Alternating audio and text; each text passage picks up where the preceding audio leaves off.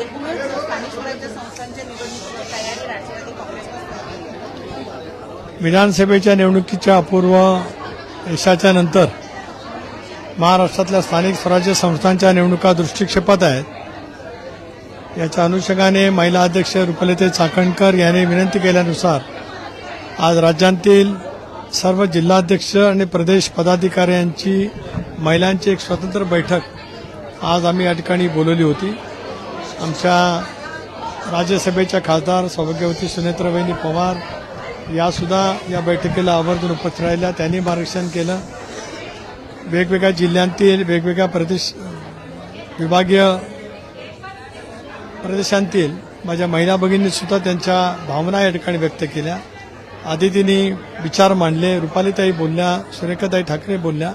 आगामी येणाऱ्या स्थानिक स्वराज्य संस्थांच्या निवडणुकीमध्ये 50% जागा या महिला भगिनींच्यासाठी आरक्षित असल्यामुळे त्या निवडणुकीची पूर्वतयारी म्हणून आजची बैठक पक्षाच्या बांधणीसाठी संघटनेसाठी निश्चितपणाने उपयुक्त राहील।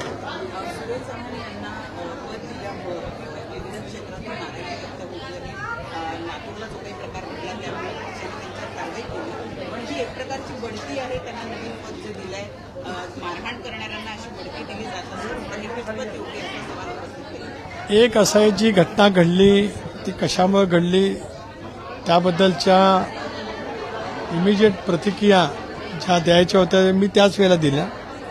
त्या घडलेल्या घटनांची मी तीव्र शब्दामध्ये निषेधही त्या ठिकाणी केला। त्याच्या अनुषंगाने राष्ट्रीय कार्याध्यक्षांनी सूरज चव्हाण यांचा राजीनामा सुद्धा त्या ठिकाणी घेतला। शेवटी घडलेल्या घटनेच्या बद्दल त्यांना जी शिक्षा द्यायची होती ती दिलेली आहे। गेले अनेक वर्ष सूरज चव्हाण सुद्धा पक्षाच्या संघटनेमध्ये काम करतात। पक्षाच्या कोर ग्रुपने त्यांच्यावरती प्रदेश सरचिटणीस पदाची जबाबदारी विचारपूर्वक त्या ठिकाणी दिलेली आहे। परंतु अंजली दामनिया म्हणतात की 23 दिवसात उपमुख्यमंत्री अजित पवार पलटले।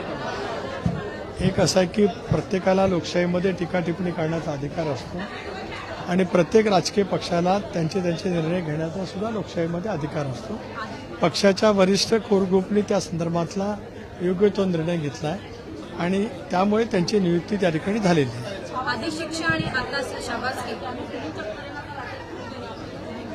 एक असं आहे की शेवटी प्रत्येक मी मगाशी सांगितल्याप्रमाणे लोकशाहीमध्ये प्रत्येक संघटनेला आपापले मत मांडण्याचा निश्चित त्या ठिकाणी अधिकार आहे। घटना घडली त्याचा साधनते वृत्तसुद्धा आपण सर्वांनी मग त्या ठिकाणी पाहिलेलं आहे। पक्षाच्या वरिष्ठ ग्रुपने कोर ग्रुपने हा त्या संदर्भातला निर्णय घेतलेला आहे। त्याच्यामुळे स्वाभाविकपणाने क्रियाप्रतिक्रिया उमटल्या जातीलच। ठीक आहे।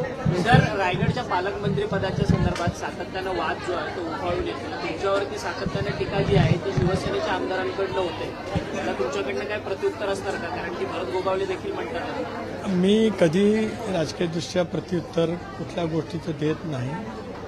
टीका टिप्पणी ही नेहमी होतच राहत असते।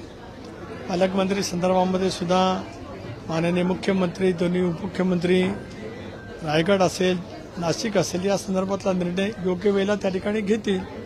आता ध्वजारोहणाचा निर्णय हा सरकारने माननीय मुख्यमंत्र्यांनी त्या ठिकाणी घेतला।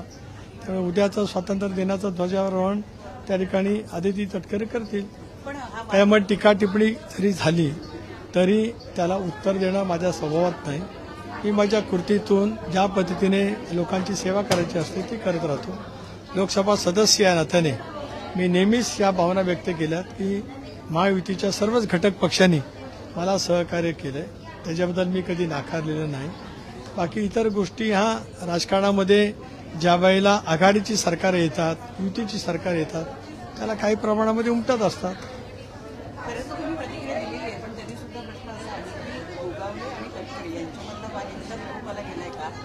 सरकारला त्याबद्दल निर्णय घेता येत नाही आणि म्हणून पालकमंत्री पदासाठी जे पद आहे त्याच्यावर निर्णय घेण्यासाठी इतका कालावधी लागतो। आता त्या संदर्भामध्ये मी खूप वेळा बोललेलो आहे। यापेक्षा अधिक या विषयावरती बोलावं असं मला वाटत नाही। सर, हिंदी में जानना चाहेंगे जिस तरीके से पूरे एनसीपी की लगातार बैठक शुरू है अलग अलग जिले में, क्या कहना चाहेंगे सर? राष्ट्रवादी कांग्रेस पक्ष की महिला संगठन रुपालीताई चाकणकर के नेतृत्व में चला है। आज हमारे पूरे राज्य के विभिन्न जिलों से जिलाध्यक्ष, स्टेट के पदाधिकारी वहाँ पे आए थे। हमारी सांसद सुनेत्राबाई पवार उन्होंने भी मार्गदर्शन किया। महिला बाल कल्याण मंत्री अदिति तटकरे उन्होंने भी यहाँ पे आके मार्गदर्शन किया। हमारे वरिष्ठ साथी राजलक्ष्मी भोसले, सुरेखाताई ठाकरे, विभिन्न जिले के हर महिला संगठन को यहाँ बोलने का मौका हमारे महिला अध्यक्ष ने वहाँ पे दिया था। चुनाव जो स्थानिक स्वराज्य संस्था के आने जा रहे हैं उसको मद्देनजर रख के राष्ट्रवादी कांग्रेस पार्टी अपनी संगठन के काम चला रही है। कृपालिताई के माध्यम से राष्ट्रवादी कांग्रेस पार्टी की महिला संगठन उसी तरह से उसी दिशा में अजीत दादा के नेतृत्व में काम करती है। सर, हमने आपका स्पीच सुना जिसमें आपने राहुल गांधी जब तक वोट चोरी नहीं करेंगे 17 अगस्त से वो बिहार में ये यात्रा शुरू करते हैं और कह रहे हैं कि जब तक फ्री एंड फेयर पूरी लिस्ट नहीं हो जाता तब तक नहीं वाले। देश को स्वतंत्रता मिलने के बाद राष्ट्रीय इलेक्शन कमीशन जिनको स्वायत्तता है उनको अधिकार दिए हैं, मुझे लगता है कि उनके स्वायत्तता पर कोई शक लेना उचित नहीं है। जो कुछ उनके बारे में आपकी शिकायतें होगी, जब मतदारों की सूची तैयार की जाती है उसके बारे में भी प्रसिद्ध की जाती है। सजेशन, ऑब्जेक्शन उसके ऊपर हम दे सकते हैं, छानबीन हम कर सकते हैं। इतना होने के बावजूद भी एक चुनाव हारने के बाद जब ऐसे आप बयान देंगे तो देश के हित के लिए, देश के डेमोक्रेसी के लिए वो ठीक नहीं, इतना मैं कहना चाहता हूँ। लेकिन सर, अभी आपने जो स्पीच दिया उसमें भी आपने बोला था कि बिहार में जो एसआईआर लागू हुआ है उसको लेके हमने भी तैयारी करनी चाहिए। आपने अपने स्पीच में बोला है हमें भी प्रिपरेशन करनी चाहिए कि ऐसा ही एसआईआर महाराष्ट्र में लागू होने वाला है। नहीं, आपने सुना नहीं, आपने कुछ गलत उसका अर्थ निकाला है। मैंने ऐसी बात किया कि बिहार के एसआईआर के बारे में जब बयान देते हैं विरोधी पक्ष नेता राहुल गांधी जी और कई विपक्ष नेता, तब महाराष्ट्र की विधानसभा के चुनाव में जो कुछ हो गया ऐसा उन्हें लगता है उसके बारे में वो बोलते हैं। इसके लिए मैंने यही आज पार्टी के एमएलए की मीटिंग में भी वही बोला, आज हमारे महिला संगठन की मीटिंग में वही मैंने बोला था कि हर विधानसभा चुनाव की जहाँ पे राष्ट्रवादी कांग्रेस पार्टी ने चुनाव लड़ा होगा, हर बूथ की हमारे पास जानकारी है। लोकसभा में वहाँ पे कितने मतदार थे, विधानसभा में कितने बड़े, कितने वोट वहाँ पे ज्यादा हो गए। देखिए, लोकसभा में कभी परसेंटेज कम होता है, विधानसभा में ज्यादा होता है। पंचायत का, जिला परिषद का, नगर पालिका का चुनाव में ज्यादा और वोटिंग परसेंटेज बढ़ते हैं। तो इसके लिए जो कुछ आज बात विपक्ष नेता कह रहे हैं वो ठीक नहीं।